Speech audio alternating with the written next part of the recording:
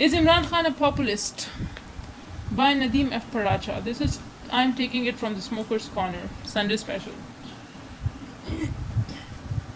The headline is, What exactly is populism?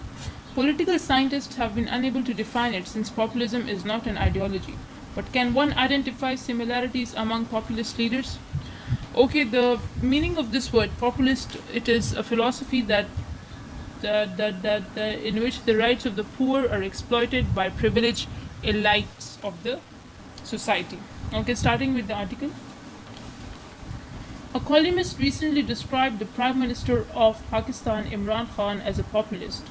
When he posted this on Twitter, one respondent corrected him by saying that, compared to the long list of populist heads of the government and states in the world, Khan populism had a lot more sugar.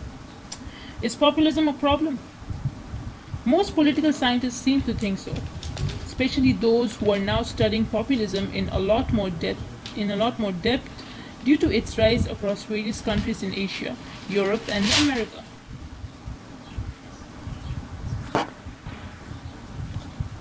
So what it is? In the summer of 1967, dozens of academics from around the world met at the London School of Economics, LSE, to give populism a concise definition. They failed.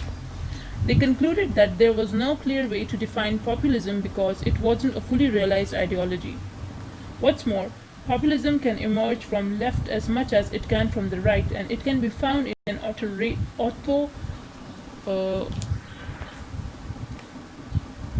authoritarian setup as well as in a democracy. This is what makes it an elusive idea. Very few populists actually ever describe themselves as such. Therefore, as a term, it is mostly used by political scientists to study politicians and activists who at least vocally glorify the common decent folks and lambaste the manner in which the poor are being exploited by corrupt economic and political systems and the equally corrupt elite helming these systems. There is now a loose consensus among most political scientists who see populism as championing the idea that the will of ordinary citizens should prevail over that of a privileged elite. But don't most political stances and ideologies, especially on the left, claim the same? They do, but populism carves a separate space for itself by accusing these ideologies as fake because their followers have been comprised and co-opted by the corrupt system and the elites. Therefore, in a sense, populism also poses to be anti-establishment. Even though most political scientists agree with the above-mentioned assumptions, they still see populism as a volatile and unstable occurrence that often emerges as a rush of blood reaction, which is then consumed by its own energy and anger. The first proper occurrence of populism in the 19th century is a case in point. In fact, this was also when the term populism was coined. In the late 19th century, a third party emerged in the US called People's Party. It defined itself as a populist party. It had sprouted from the left-leaning radical agrarian movement. The party was critical of the country's two mainstream parties, the Republican Party and the Democratic Party. It accused both of the working for the business elites at the expense of poor farmers. The party called for the nationalism of industries, a progressive income tax workers' rights, and direct elections to the Senate. It was successful in getting a number of its members elected to the Congress, but by then, various factions had emerged within the party. For example, some factions advocated equal rights for the black and immigrants, while others who were nativists opposed this and encouraged a more xenophobic attitude. The party also split on grounds of Christian sectarianism, whereas parts began to air anti-Semitic views. The party collapsed and much of it was eventually absorbed into the Democratic Party. The rise, splintering, and collapse of PP is still used as a classic example to exhibit the inherent contradictions within populism and why it has been tough to define it as a coherent ideology with a core doctrine. Therefore, many political scientists see it more as a demagogic style of politics which can be adopted by politicians from both sides of the ideological divide. During the 1967 conference at LSE, academics studied PP McCarthyism and Mao culture revolution in China, defining all of them as populist. McCarthyism is associated with a right-wing US Senator Joseph McCarthy, who in the 1950s led a witch hunt against alleged communist sympathizers within the country, liberal intelligentsia. He managed to get a number of intellectuals and artists blacklisted by claiming they were communist and or Soviet agents. He said he was keeping the decent common folks of the country safe from communist conspiracies. But as his antics became more bizarre, he was exposed as a fraud by the journalist Edward Murrow. Disgraced, McCarthy died of alcoholism.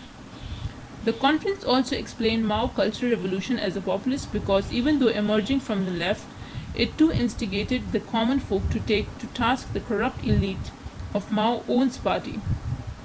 Millions of Chinese lost their lives executed by young fanatics energized by Mao rhetoric. They slaughtered teachers, professors, doctors, and intellectuals, accusing them of corrupting China's communist revolution. An April 2018 study on populism published by Tony Blair Institute for Global Change mentioned three strands of populism: culture populism, socio-economic populism, and anti-establishment populism.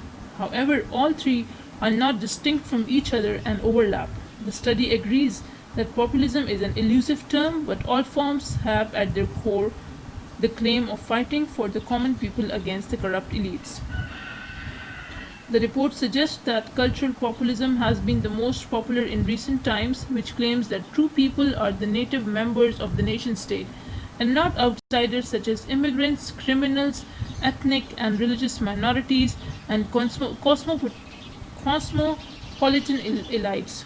Cultural populism tends to emphasize religious traditionalism, law and order, sovereignty, and paints migrants as enemies. Socioeconomic populism suggests the same, but in the context of economic resources, whereas anti-establishment populism brings into question the role of the state, which is seen as tilting towards the elite. The report cites presidents and prime ministers of US, India, Hungary, Philippines, Italy, Brazil, Russia, Bulgaria, Greece, and many other countries as populist. Most of them came from the right, but as political scientists have noted, even when emerging from the left, populism ends up taking rightist turn because it understands the common folk as conservative, religious, and anti-intellectual.